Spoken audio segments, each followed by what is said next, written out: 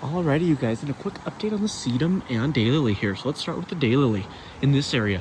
You can see there's a lot of fall colors, but we're going to get into that review in about 5 to 10 days. So yeah, anyway, probably 10 days from now because it's the 20th of October today. So here's the first daylily. You can see there is still a little green in some areas. This wind is very brisk, so it might, hit the microphone and see how windy it is over there. But it is really brisk. It's about 40-degree wind. The sun helps all, but anyway, here's these daylilies. You can see, look at the color in those. They're actually pretty amazing right now. If we take a step back, or you kind of turn your phone there and look at that. Look at that amazing color in the daylilies. So look, this is the first one here. You see the scapes are still there, which has held the foliage up a little bit more than they have last year if you look at my videos then. And then this one here, you see most of that's fully dormant now. I could pull all the scapes, but we're gonna wait to do that until about November, somewhere in November when I do both the cleanups before the snow hits. Then we got this here. This one's got quite a bit more green on it there. And it's a little sheltered maybe, but still pretty dormant colored. This one here, that one looks pretty nice. It's always the smallest. And then this one here.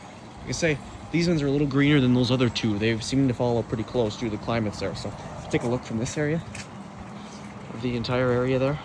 See that? Wow, look at that. Amazing. The junipers, they're not changing anything yet. They do brown a little bit. These wasps are crazy. They brown a little bit come wintertime when things start to really get cold, but they still stay green. They kind of gray out a little bit is what I'm trying to say. But yeah, there's the daylilies. You can see just a crazy. That area is amazing to kind of focus on throughout the season. I'm trying to find some good views of it to start showing. Because it is. Right here's pretty good when you can see that. It's a pretty cool area.